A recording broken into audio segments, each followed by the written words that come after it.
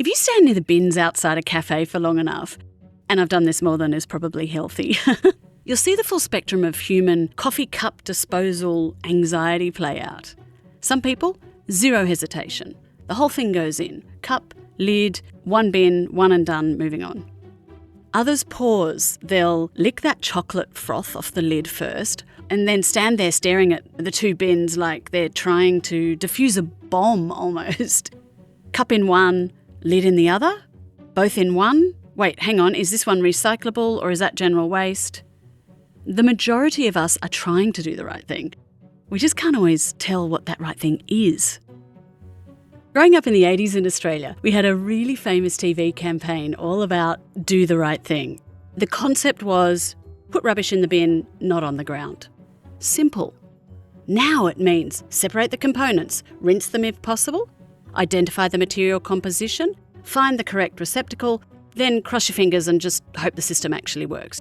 And all for an object that costs about 11 cents to make and will outlive our grandchildren. 4 minutes of usefulness, centuries of consequence. That's chaos in my view. That's a design crime. I'm Pia, and this is Feral by Design. Stick with me. You may never look at your takeaway coffee the same way again. Today's adventure involves mussels, coffee, and a retirement plan. Here's what most people don't realise. That cup is paper, plastic liner, and glue. 3 incompatible materials forced to cooperate for 4 minutes. And the part that looks most recyclable, the paper cup part, is actually worse than a clear plastic cup when it comes to recycling because of that hidden liner that's bonded inside. And yes, there are PLA-lined compostable cups now, except most cities don't have the facilities to actually compost them. It needs industrial composting systems. So even when we buy the eco-friendly option and feel a bit good about ourselves in doing so, it still goes to landfill. We're doing the right thing. The system just isn't. We've basically engineered one of the most over-engineered disposable objects on the planet. According to WWF Australia, we throw away roughly 3,500 takeaway coffee cups every minute. Every minute. Which is why, a while ago, I was working on a project in the coffee space. We were looking at ways to improve the life-friendliness of the classic takeaway cup.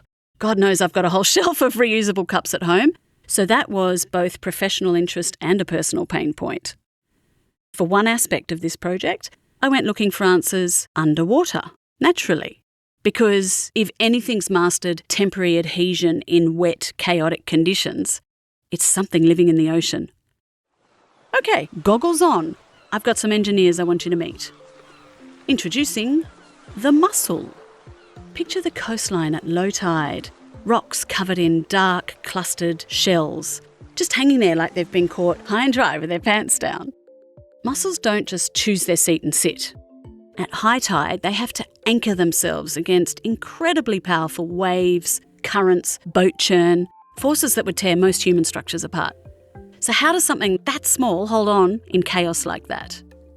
Tiny protein fibres called byssus threads. Part rope, part shock absorber, part superglue. It's all the same, one material, multiple behaviours. It's flexible where it needs to flex, it's rigid where it needs to grip, and it's shock absorbing where it needs to take the biggest hits. It's like using the same dough to make a stretchy pizza base, a rigid water cracker, and a waterproof seal, all from the one recipe. Biodegradable, non-toxic, and safe for marine life. And tucked inside that biology is a second neat little trick. Those byssus threads, they don't just last for one wave, but they also don't last a lifetime. They last for the conditions they're in, then the mussel sheds them and grows new ones. They use, they release, they renew. Back on dry land and into our coffee project. One idea that rose to the top at the time was creating a bioliner inspired by mussel adhesive proteins. Now here's the thing before you go, ooh, that's all so sci-fi. It isn't so out there. Scientists have isolated the mussel's adhesive gene, placed it into bacteria, and now brew actual mussel adhesive in bioreactors. Kind of like brewing beer, but stickier. I, for one, vote beer and mussels go very well together. No mussels are harmed, same chemistry, same behaviour, completely biodegradable. This protein is already in surgical glues and wound dressings. Some products are commercial, others are in late-stage trials, so it is coming. The material is real, it's just not yet scaled at the volume or the prices that the hospitality industry needs. Crucially, this isn't a plastic liner laminated on with high heat. It's a thin coating that biodegrades completely. Nothing to peel, no microplastics. The whole cup breaks down together in domestic compost, in soil, even in the ocean. So the technology works, the biology works, packaging scale, not quite, but almost. So we filed it away as a promising near future direction, but the mussels stayed with me well after that project wrapped because it showed me a bigger pattern. See what you think. The mussel survives chaos through one simple rhythm: use, release, renew. And I think that pattern has a parallel with our coffee culture. We grab a cup, we use it, we let it go, we grab another one tomorrow. Can you see it? Same behaviour, opposite consequences. The mussels let go of its thread and leaves no trace. We let go of the cup and we leave a landfill mess. In that project, we'd basically bio-reinforced the coffee cup as like a one-night stand. Great in the moment, useless in the morning. Throw in a touch of regret. Even with a more life-friendly liner, we were still designing a one-and-done object. This simple behaviour pattern shifted my thinking from what's the smarter material to what's the smarter system. We always think something has to be disposable or last a lifetime. But mussels show us a third option, this smart, temporary middle. Something that meets humans where we actually are, forgetful, rushed, human. If mussel threads can handle heat, turbulence, and constant water, why was all that durability only inside the cup in our design? What if the real unlock was bringing the mussel strategy to the outside too? The concept is elegantly simple in design. Coat the inside and the outside of the paper cup with that mussel-inspired protein. These coatings are heat-stable far beyond anything a dishwasher or hot coffee can throw at them. And suddenly the cup can survive cafe dishwashers, office and home domestic dishwashers, getting stacked, being reused 10, maybe 20 times. Importantly, not a permanent plastic cup and not a single-use cup. I like to call it a retiring cup, designed to age gracefully. Light, stackable, and still familiar, but built for a short, useful second life. Because it's still fully biodegradable, cafes don't need deposits, apps, sign-ups, special bins, tracking. If it comes back, great. Wash it alongside your normal ceramic cups and reuse it.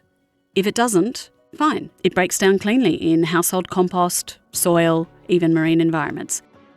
A reusable cup without the reusable system. The return program is built into the material itself. Reuse without friction, reuse without guilt, reuse without the infrastructure. So picture this. You grab your usual flat white, decaf, of course. The perks of this one-way transmission podcast. I can't hear all of those shouts right now. The cup feels like a normal takeaway cup. Same weight, same stack, same lid lift. But this one can survive a few wash cycles. It might have a fade marker on the side showing how many uses it has left when its time is nigh. You finish a coffee on your walk or at your desk, you can drop that cup in at any cafe you pass or pop it into your home or office dishwasher or into your compost.